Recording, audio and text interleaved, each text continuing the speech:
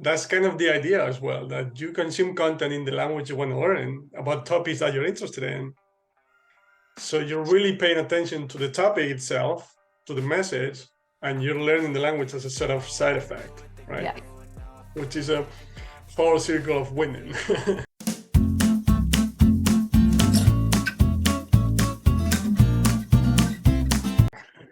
Hi, Rachelle.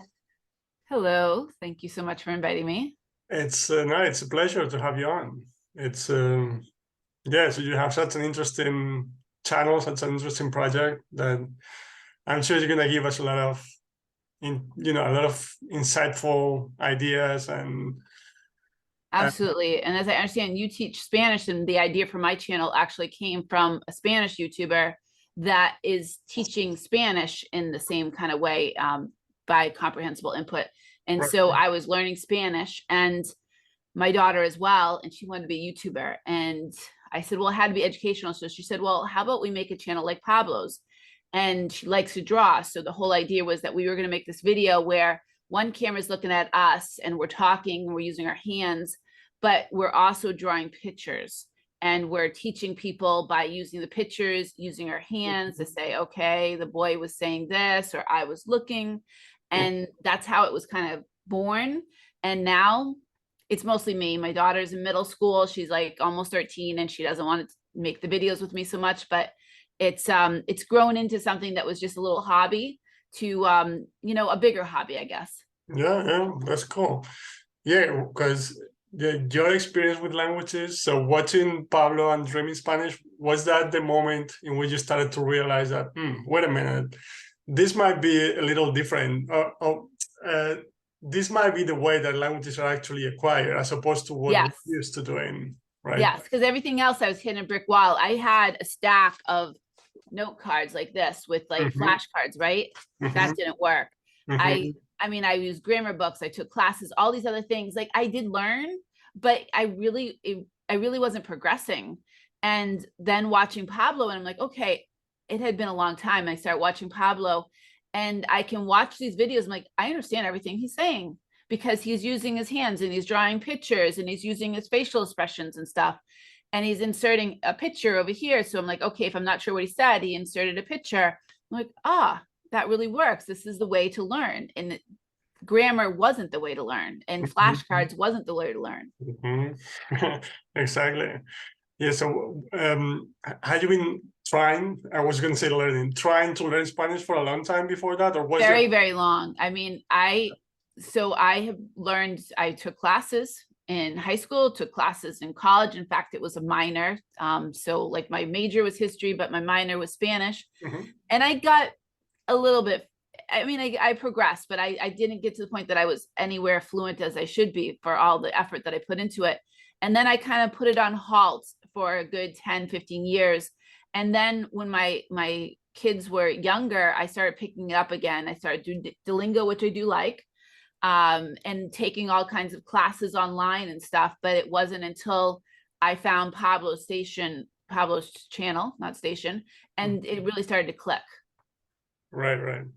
And that was like your first ever contact with comprehensible input, or had you? Yes, I hadn't seen anything else like that before. I found a number of really good channels and a really good podcast, but that was my first contact or ever experience with comprehensible input.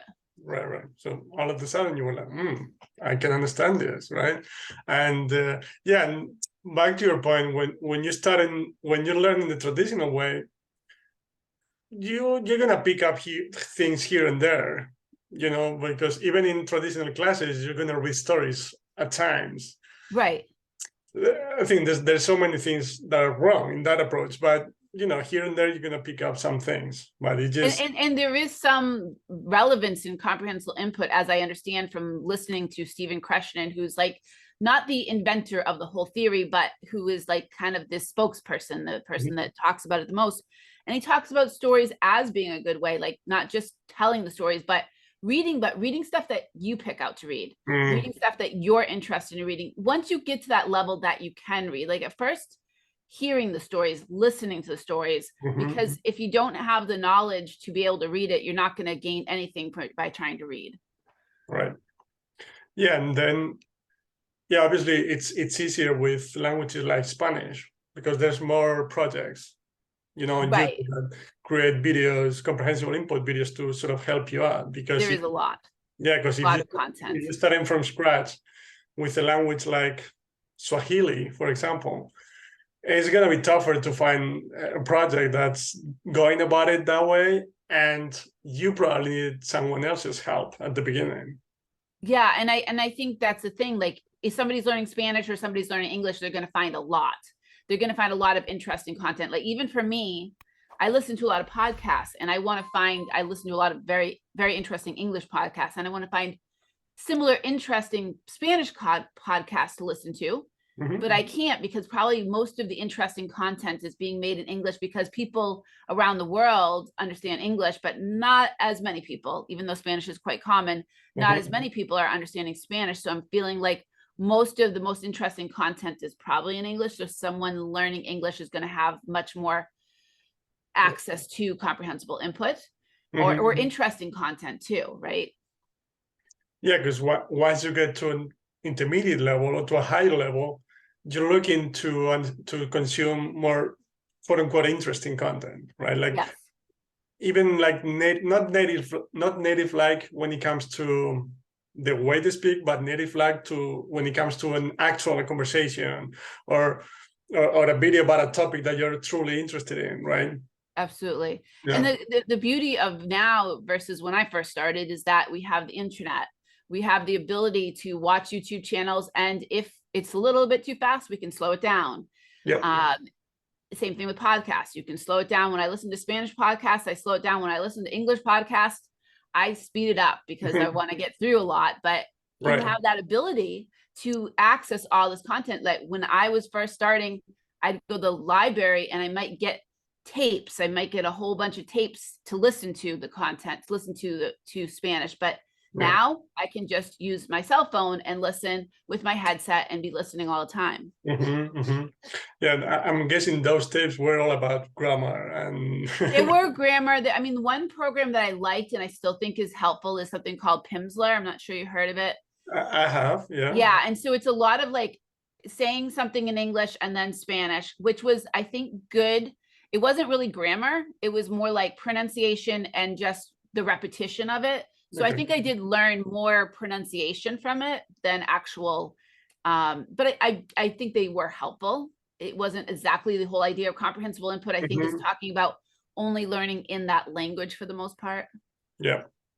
Yeah, it probably helped you with pronunciation because you were, at the end of the day, you were listening to Spanish, right? Yeah. And the beginning, it was mostly books. In high school, it was books. And we were being taught, the teacher spoke a little bit of Spanish.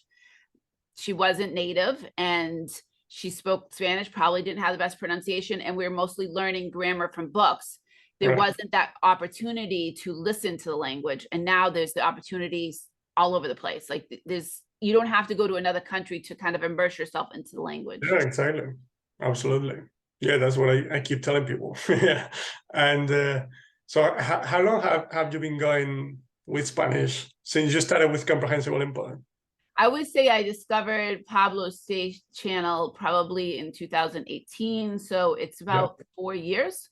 And I listen so much, not just his stuff, but I watch all kinds. I watch Lucito Comunica from Mexico. I listen to all kinds, Buenos Dias America. I think it's El Washington Post. That's like some news stuff. So I listen to some news in English and then I listen to those ones in Spanish and they're talking about the same things. So I understand what's going on. And I can listen to those. I can watch Lucito all the time and understand him completely. Nice. I find it a little bit more difficult if I watch a program on Netflix because there's multiple people talking. Right.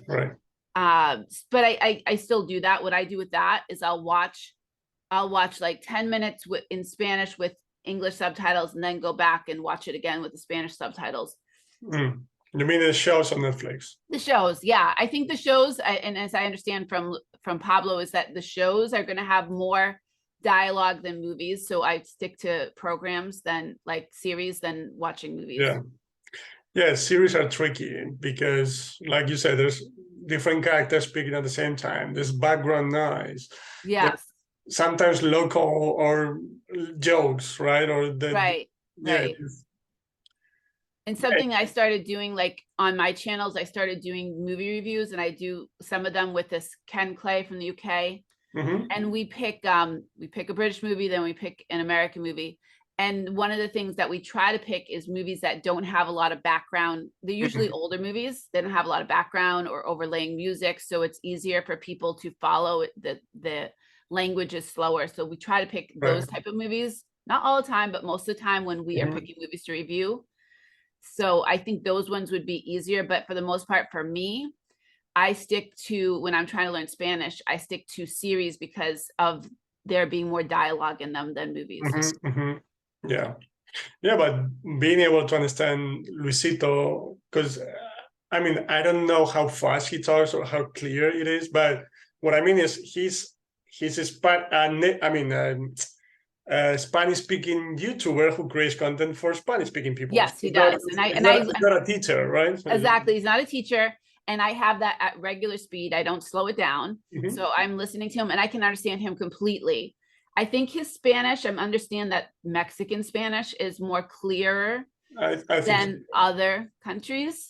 Or has, I mean this and not have any disrespect to any other accents from Chile and other places, but it's just a little easier for people learning. Yeah, it is what it is. I mean, and there, I think the way they speak is also more polite in general than we Spaniards, for example. So I think it's easier to understand as well. But yeah, just for some reason, some accents are going to be more difficult. Like for Spanish students, they always tell me is the accent from Chile and Argentina that they struggle harder. with. Or when it comes to Portuguese, Brazilian is way easier to understand than European Portuguese, for example. Even with English, Scottish English is always going to be harder, right? It's going to be harder. So, things like that all the time. So just to digress a little bit, my professor in college was for Colombia, and she said Colombian English was the purest, Colombian Spanish was the purest Spanish because it didn't have influences. Like in South America and Central America, you have a lot of Native American populations, and there really wasn't. So that people in Colombia are like, oh, our Spanish is the purest. I don't know if that's true, but that's what she would say. Well, I have no idea, to be honest. But they also have that sort of musical accent at college that makes it, I think, relatively easy to understand as opposed to Spain, Spanish, or Argentina. Yeah. Cool. So then after consuming Pablo's content for a while, you decided that you wanted to do it for English. Like I said, I was really a desire of my daughter to have a YouTube channel, which is now mostly me. And it was something I never saw myself. I never wanted to be like, I didn't like speaking in front of public or making videos and stuff, but now I'm making videos all the time where I'm there kind of almost making a fool of myself, doing funny things. Cause I think if I make it funny, it's going to be interesting and people learn from it. And I love it. I'm making the videos and I love to hear that they help people. I have a small little group of people on WhatsApp that I've invited to kind of take part in like conversations on a daily basis. And I just really enjoy it. It's become like a hobby for me. And I am trying to learn more and more about this whole method of comprehensible input by like reading up on it and watching or listening to conversations. Like I'll listen to Stephen Kreshton's, he doesn't have his, I think his YouTube channel is like not very active, but he's on so many other people's that I can listen to it as a podcast because I don't have to sit there and watch it, if that makes sense. Yeah, exactly. Yeah, but it's, I mean, this doesn't have to be, like this has nothing to do with language learning, but it's amazing how often that happens. What you just mentioned, that not wanting to create videos at the beginning because you thought you weren't good in front of the camera, you were afraid of feedback, whatever it was exactly the same thing for me. And I guess it's the same thing for pretty much, I mean, not everybody, but like a pretty high percentage of the population, because we're just not used to doing that, right? And first we have the idea, when you think of YouTubers, you think of like early YouTube days, just silly things and so on. And first of all, you don't really need to do that, right? You don't really need to go about it that way. That's the first thing. But the second thing is, I remember exactly the same thing. Like when I started creating videos at the beginning, it was awkward. I didn't want to do it, and now, just like you, I'd say it's the one thing that I love the most, like thinking about different ideas, how to create stories, these conversations with other teachers. Yeah, the whole process of content creation, and I love it, and it's helpful, so it's a win-win. Yeah. And I'll watch other people's videos too, like mostly in Spanish because I'm trying to learn Spanish, but I'll get ideas and I'll say, oh, maybe I'll make a video like that. So I'm always looking at what other people are doing to get ideas for things that I'm gonna do. And it was one of those things, like if I started doing it and I waited until the video was perfect, I probably would have never posted anything. So the first videos, probably not so good, but I think as I went, I improve. And I improve. I watch, like I'll watch Pablo and I'll watch other people to kind of learn, like, okay, how do I move my hands in a way that kind of can help people understand what I'm talking about? So that's another reason that I'll watch those videos to kind of learn how to be a better teacher. Right. And you become a better teacher, and at the same time, you keep learning Spanish, right? So Yes. it's amazing. Yeah, that's kind of the idea as well, that you consume content in the language you want to learn about topics that you're interested in. So you're really paying attention to the topic itself, to the message, and you're learning the language as a sort of side effect, right? Yes. Which is a whole circle of winning. Yes, absolutely. Yeah, across the board. Awesome. So yeah, you've mentioned it briefly, but the type of videos that you're creating on your channel, like conversations with other people, like movie reviews, right? Or I'm doing a lot of movie reviews because I like movies. And I have two people that I've been making the movie reviews with, and we take turns picking out a movie. And it gives me a chance. It's almost like having a little movie club, and we watch the movie a couple times and we discuss it, and I read all about the movie. And then as I'm editing them, they take me a while. I put in little clips of the movie that go along with what we're talking about. And I'm hoping that these will help people that are learning. Maybe they watch the video of their conversation about the video, then they watch the movie, then they go back. I'm not sure how people are using them, but I enjoy making it. And it's just something that I've added to it. I met this guy, Ken Clay, actually there was somebody from Peru that asked me to talk to the University of Peru. They had a language club, and they asked myself and they asked Ken Clay, and that's how we kind of met each other. Nice. And then I was very excited to meet somebody from the UK because I wanted to do some things about, like, let's talk about British English versus American English and stuff. And we thought, what could we start doing? So we mostly are doing the movie reviews, but we're also do something where we do videos on the differences. Like we did different pronunciations in UK versus US. And I have someone else from a teacher, actually an English teacher, that I'll make movie reviews with, but I'll also have her on and we will have conversations with what's different. How do you say this particular word in British English versus American English? And I think that's helpful. I tried to make it a little bit comprehensive by adding some pictures. So people, if they're not sure what the word is, this is what I'm talking about. Yeah, cool. And so you also had videos with your daughter, but you haven't she's a long time, right? In a while. Yeah, she's getting to be like a teenager, and she's kind of embarrassed about it and doesn't want her friends to know about it. So I bribe her I get these boxes of snacks around the world. Like I'll have a box from Spain, and I'll say, oh, if you want to try the snacks, we got to make a video. So, and then we try to do the drawing the pictures and make it comprehensible, but that's about it for her. She's not really wanting to do it so much. So she's not in the videos as much. So that's why another reason why to have other people on conversation videos and stuff like that. Yeah.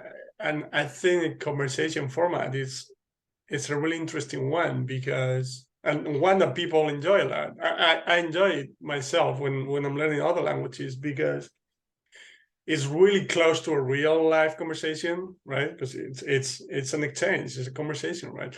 But you know that you're gonna make, like, the content creators are gonna make a conscious effort to make it more comprehensible than usual through, like you said, through pictures, gestures, slowing down a little bit. and you can talk about pretty much any topic, right? And Absolutely. And that's the thing I love about teaching English is that my channel doesn't have to be only about travel or only about baking or only about whatever topic. I can talk about all those things because they're all a topic for learning English. and so you're talking about whatever it is that you're interested in, but Mhm. it's helping other people because you do it in a language that a lot of people want to learn, right? Yeah. Yeah, and I guess when it comes to English, it's also a little bit different. And what I mean by that is we've all had some kind of experience with English before, right? Meaning from people from other countries. Like it's rare to find someone who starts from absolute zero, from scratch, when it comes to learning Yeah, English. absolutely. Because most people the wrong way through traditional grammar classes in school, high school, college, and so on. But we've all had contact with English, like foreigners. We've all had contact with English at some point in our lives. So I guess you can quote unquote get away with more advanced content. Yeah, Right? absolutely. And I do try to make the more beginner, super beginner content, but like I said, it takes longer. Yeah. And so that was one of the reasons to just focus on my main thing is to make conversation videos now because that's sustainable. Actually, for my day job, I think I told you earlier before we started recording, I work at a high school. I Mhm. don't teach English, but I work in a program where I help the students with college and financial aid and stuff. Mhm. And we do summer programming. And my boss found out about the YouTube channel and she said, well, why don't you teach the students how to make their own YouTube channels? And Mhm. so by doing all this and kind of running a YouTube camp, I learned some of the basics like about YouTube is one is it's got to be sustainable. If you're making videos that are taking so much effort that you just lose ambition finishing them, then that's not sustainable. And so the videos where I have the multiple cameras and the drawing and adding pictures, that takes a really long time to make. So Right. I've decided to focus on making the conversation videos. I can do those once a week and I'll make the other videos, but they might be once a month. So in addition, I think people learning English, like you said, they're looking for intermediate and advanced content as well. So I think that it kind of works, but there's still some beginner and super beginner for people that are just starting out. Right. Yeah, and it's easier than like a native like content, right? But at the same time, you're talking about topics that people are interested in. So it feels like they're watching native like content, right? Yes. But it's comprehensible. Yes. Oh, Absolutely. that's cool what you're doing in your high school, like a YouTube cam. Love that. Yeah. So we did that 2 years and that really gave me the chance to like dive in more and learn more about YouTube, which is like another reason why I'm interested in this is that I just have really gotten very interested in the whole platform and making the content and learning how does the algorithm work and still Nice. not successfully figured that out, but I get to dive into it more and learn more about it by teaching it to others. Yeah, And I've made videos about it because I'm like, okay, if I'm going to do this, why don't I make videos about that too? that's awesome. That's awesome. And from your experience on YouTube, what's the type of content that people like the most, or even when it comes to your conversations, what type of conversations? Looking at the feedback you get in. Yeah, I mean, I think the content that gets a lot of views are when I'm talking to English learners. I find the movie reviews are liked, but they're not as well, they're not as watched as much as others. But the ones where I'm talking to somebody that's an English learner, those ones are getting more views. Okay. And they're definitely those English conversations are definitely getting more views than my beginner level videos that I'm spending like hours and hours making. Right. I guess people aren't looking for those as much, but I still want to make them because that was the whole idea of it was to make videos kind of like what Pablo was doing. So I want to continue with that because that was the whole purpose of the channel. But the videos that I think get more traction are the conversation, multiple people if I can. I was doing some lives. I've stopped doing that, but I'm probably going to do recorded conversations with like 4 or 5 people. It's hard to coordinate that because you got all kinds of time zones. Kind of have like a topic. Those ones get a lot of traction because I think people are looking for that. And this whole conversation video is super popular for English learners. Yep. And do you talk about topics related to language learning or just? I do that, but I'll also talk about the environment. I'll talk about, we have, we have after Thanksgiving, we have Black Friday. So I might talk about Black Friday. I'll talk about all kinds of things. And what I'm trying to do now when I do that is to have a topic and give everyone some questions ahead of time so they can think about it. So that way, when we go to have the conversation, they had some time to think about it. Like I have an idea to make a future one about TikTok, like for or against. Like I'm kind of against TikTok, but like, what are the reasons? And here's some articles you can read, and here's some questions that we might discuss. So that's like the next one that I'm going to have with maybe like, 2 or 3 other people possibly. Yeah, because they're not native speakers, right? So it's not like they can just go in and improvise. Right. Exactly. It helps them to know it in advance. Yeah. I think so too. And I think with anything, if you're going to talk about something that people are not as familiar with, that if they have a chance to read up on it, then it'll go better. Or if they at least know the questions that you're going to talk about. Yeah. Like for example, I've started to do that with people from other countries, and we talk about their country. Yes. Like their culture, their traditions, their food, and I've done that too. I've done Peru, I've done Venezuela. I know those 2 countries for sure. Like I've done where like, let's talk about the food. Let's talk about where would I want to go if I went there? What's the different dances, the traditions, and so on. So I've done that one-on-one, and I've done a group one where I know we did Bangladesh and Spain and different, because I had like 4 or 5 different people there. So they all got a chance to talk about, I even let them share pictures. Nice. So the one-on-one ones, I talked about it, and then I inserted the pictures after. And I asked them, can you send me pictures, or I'll go look for pictures on what you're talking about. So those ones I think are fairly popular. And hopefully, I think one thing that gets popular about that is that like I'll have Brian from Peru, and he'll have the conversation with me, and then he shares that with all of his friends from Peru. Hey, look at me, I just spoke English with somebody from the United States. So right. Yeah, and I think in general, like countries, traveling, other cultures is a topic that most people who want to learn a foreign language are interested in, right? Yeah. It's an interesting topic for viewers, and they don't really need to prepare in advance because they're talking about the country. They're talking about things that is interesting, that they want to talk about their countries. They want to talk about their culture and stuff. And I've done other ones where we talked about work, like what kind of job do you do? What do you love about your job? What are the things that are difficult, and so on. So I had a group of people talk about that, and I kind of gave them the questions ahead of time, or the topics, what we're going to talk about. So I did that as a group one, with, I think there was like 4 people on. Nice. Yeah. The only little challenge with videos with other people is that, I mean, when I'm creating videos myself, I can just turn the camera on anytime and do it, right? But then you need to coordinate like time zones.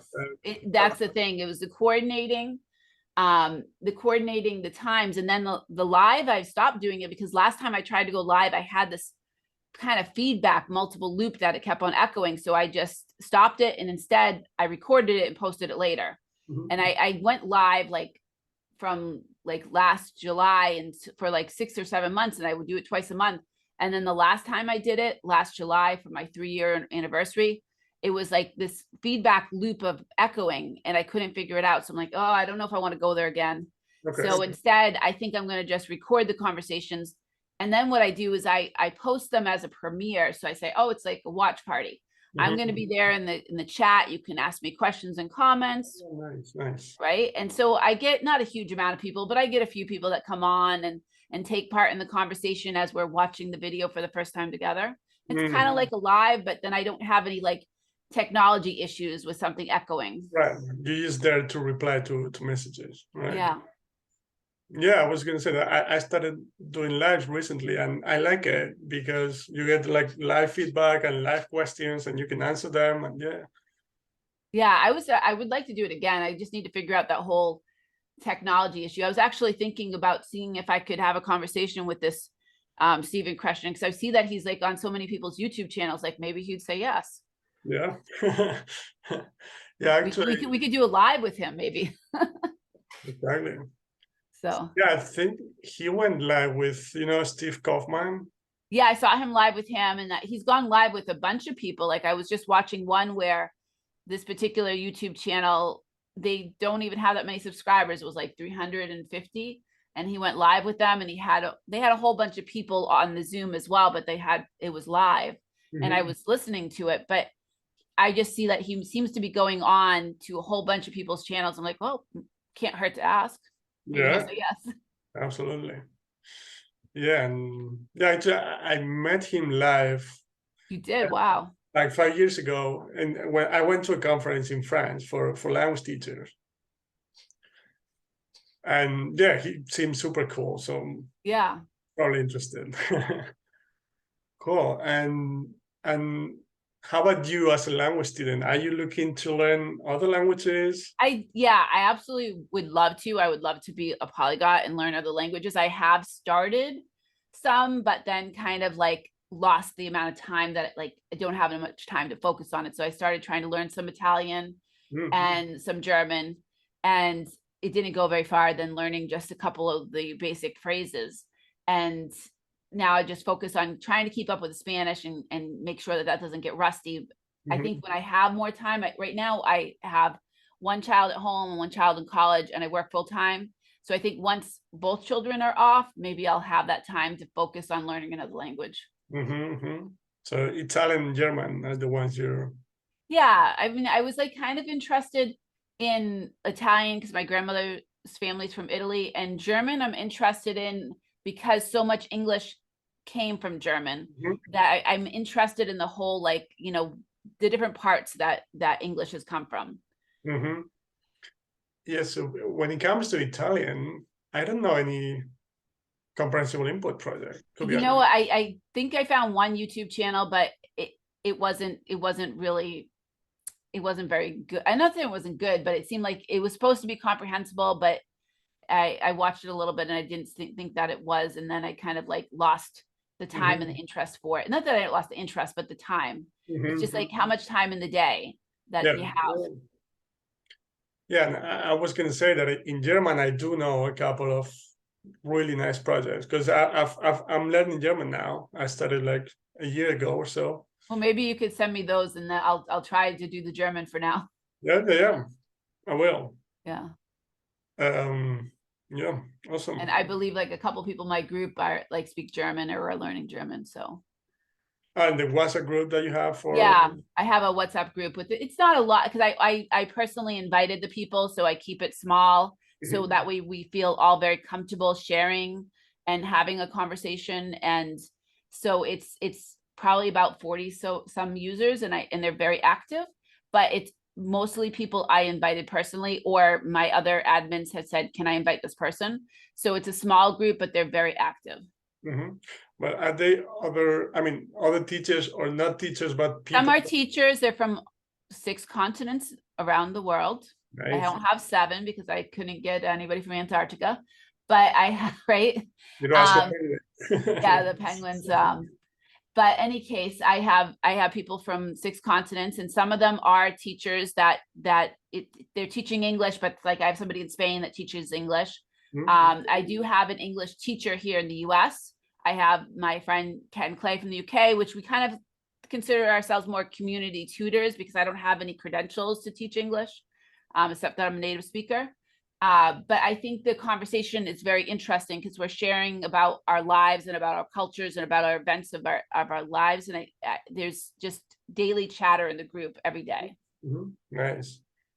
Yeah, you're a native English speaker and you provide comprehensible input, right? Yes. And then I'll share things like I will constantly every day I'll say, this is a podcast I'm listening to and why, what are you listening to? And try to get a conversation around that. Or maybe a listening exercise where I'll put a little passage in and a recording my voice so they can listen. I think that's a little bit comprehensive because they can listen to the pronunciation and read along. So I'll provide that kind of thing, but I'll also just share, hey, here's a picture of, we went trick-or-treating last night. Here's a couple pictures of the neighborhood and people's decorations, and that'll get conversation started. It's kind of a friends group, but it is like a friends group. But I mean, the idea is it's all about English. Like everything's got to be in English. You know, we also, like, some of us will share things that are helpful for people learning English, but we've developed friendships, and I think it's just a wonderful place to share, support people as they're learning English, and you learn by talking to each other. Everyone is at the point that they can learn from speaking, because the whole idea of comprehensive input is that you shouldn't speak until you're ready. Because if you start speaking too early, you'll have problems with pronunciation, or it's anxiety. Like, you'll end up having anxiety about speaking. So these people in the group are ready to start speaking. Right. Yeah, and when you're ready to start speaking, you're communicating with native speakers and you're getting more comprehensible input. Yes. Right? Which yes. is actually what's helping you get to the next level. But usually we give practice the credit. Know what I mean? Right. It's like what Krashen talks about, that when you're speaking, you're not directly improving, but you're getting a response. So you're getting more comprehensible input. So it's like you're improving through speaking, but they're improving through listening too, because they're listening. The idea is, like, you should listen to, like, if I'm having a conversation with Ken Clay, everyone else can listen to that conversation, and they can learn from listening to our conversation of two native speakers as well. And then they can chime in to that conversation. Yeah, exactly. That's my point, that even if they actively participate in the conversation, what's helping them get it to the next level is the part in which they're listening to you or Ken Clay, right? Yes. Cool. And yeah, one question, I'm curious about Spanish. Like, when you're consuming content, is there any specific type of podcast that you enjoy? I mean, I listen to a lot of news ones, because that's, like, there's a lot of news ones out there. I was looking for ones. I like stuff about the economy and about money, but I haven't found any really good ones in Spanish. There is something called Radio Emblante, which is NPR, National Public Radio. They have a Spanish one that I like to listen to. I listen to ones that are made for people learning Spanish. There's one by Professor Juan that I think he lives in he's from Spain, but he lives in England. Maybe you've heard of him. And he has a lovely one. I'm trying to think of the name of his podcast, but he has a lovely podcast and a YouTube channel that I listen to. I've listened to Lucito, because he has a podcast that I'll listen to. So I have a number of ones that I'm listening to. And Duolingo has wonderful podcasts that are both in English and Spanish. And they're lovely stories from all over the world, real stories of real people from all over the Spanish world. And I listen to those. So for the most part, it's native content, right? Because mostly it's native content, a little bit stuff that's made for people learning, but mostly native at this point. Yeah, because that to me is a super interesting resource. Like, to me, the ideal one is podcasts made by teachers or enthusiasts. And at first I was mostly listening to the stuff made by teachers, but now I've moved on where I can listen to news in Spanish made for Spanish listeners. I can listen to the conversation ones are a little bit harder, like Lucito. He's have a conversation that's a little bit harder to follow, but the Spanish news is in very clear Spanish, and I know what's happening in the world, so I can understand that. I've been trying to find things that I'm interested in, but I haven't been able to find podcasts that I'm interested in Spanish that I've liked. Right. Yeah, what I meant is that because you're at a level in which you can understand all sorts of podcasts, even native content, right? Or content created for native speakers, right? But what I meant is, when you're at an intermediate level, a little behind from where you're at right now, like content created by teachers, but about topics. So, because I've seen it not with Spanish, because I obviously don't consume podcasts in Spanish to learn the language, but in other languages, I find like a lot of like teachers who create content to teach the language, they put too much emphasis on form. No, so it's not a podcast. So what I mean is, the ideal podcast for me would be a podcast about different topics in which teachers make the conscious effort to speak a little bit slowly, a little bit clear, but they don't talk about the language itself. Right. And there are some, I mean, Hoy Hablamos by Roy and Paco. I actually took lessons with them. There are so many different topics, a different topic every day of the week, 5 days a week. And they don't talk about the grammar at all. It's just about the topic. And it could be the economy, it could be healthcare, it could be all kinds of things, right? So I listen to them.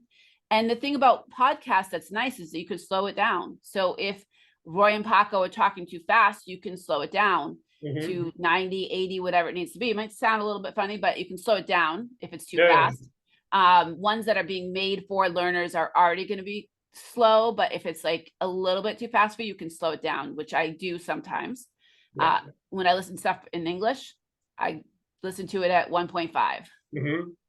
Yeah, and podcasts you can listen to while you're doing other things. Yes, is which what I do. I would listen to it while I'm driving, walking, cleaning, anything like that.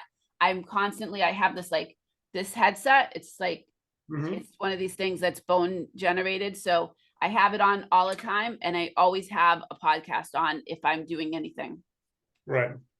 Yeah, and that way, you know, back to your point about the lack of time, you don't really need to find the extra time, right? Because you need to drive anyway, right? You need to commute anyway. So yeah. And that's the thing about these conversation YouTube videos is that while it's helpful for learners to watch, because it is helpful for people to see the lips move, we do learn that way.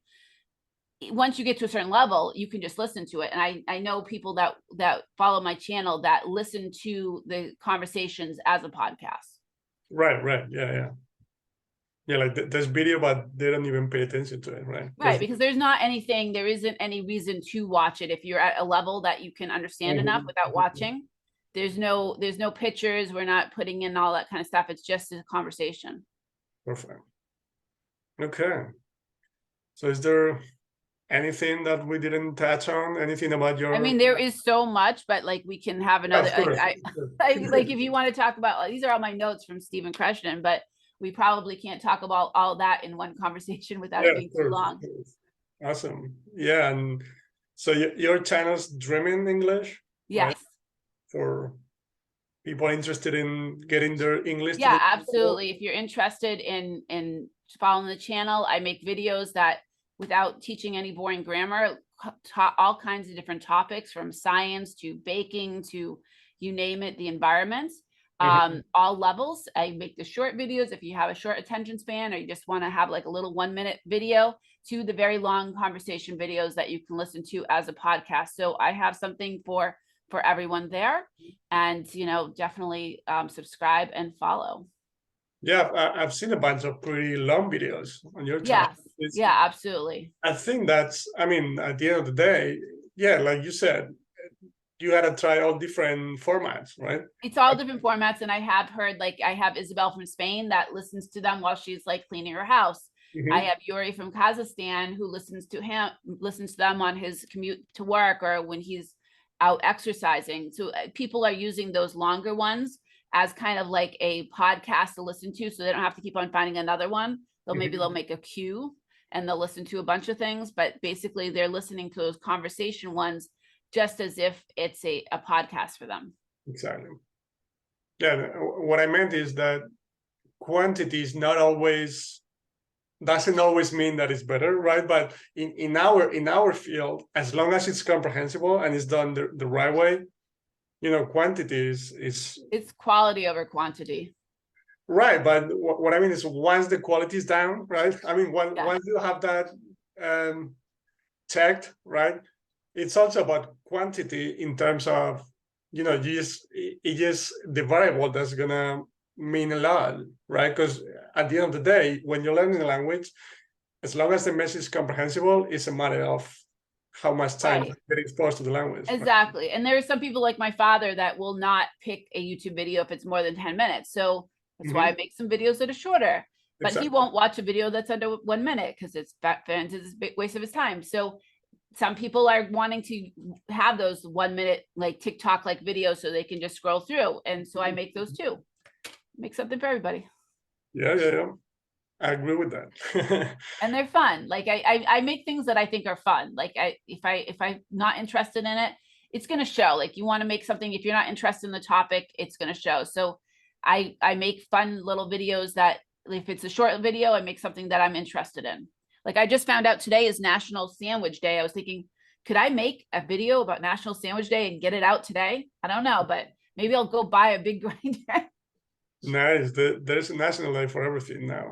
Absolutely. National Sandwich Day. Nice, nice. You can teach so many things. You can teach about bread. You can teach, I mean, so many things you can teach about National Sandwich Day.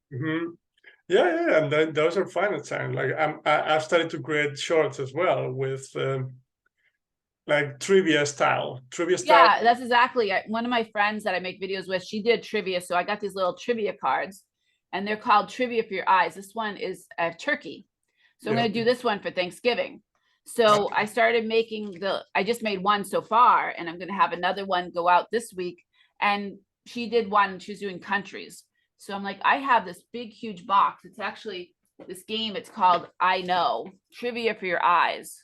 See that? I know. Okay. So I got 400 different trivia in here. So I have plenty of stuff. Nice.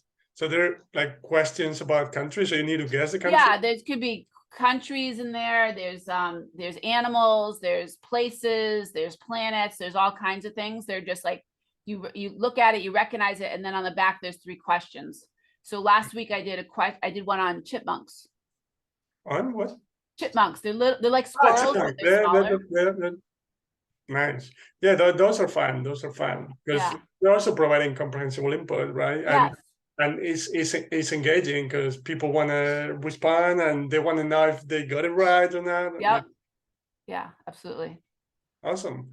So yeah, to wrap things up, so Dreaming English, your YouTube channel, and are you in any other platform or website? So I mean, I have a Facebook page, I have an Instagram, but I mostly am on the YouTube is what I'm focusing on right now. Okay. I'm not as active in those other places, but people can contact me. There's an about section, so you can find my email there and contact me that way. And absolutely, I'd love to have people comment, let me know what you think of the videos. You can email me, and would love to hear from people. Awesome. Yeah, just asking to leave the links down below in the description. Absolutely. And yeah, so thank you so much, Rachelle, for your time, for your wonderful ideas, for the work you're putting in to help people learn English. Absolutely, it's my pleasure. Yeah. So have a good day. Thank you. All right, thank you. Thanks so much for watching this interview. I hope you enjoyed it. I hope it was helpful for you. And if you want to know more about language learning, language acquisition, like, you know, what's the best way to learn a language, ideas for language learning, the best resources at different levels. Here you can find the whole playlist with all the interviews I've done so far with different researchers, teachers, polyglots, and so on. And finally, right here, you smash this guy right in the face to subscribe to my channel. I really appreciate it, and I'll see you in the next one. Bye-bye.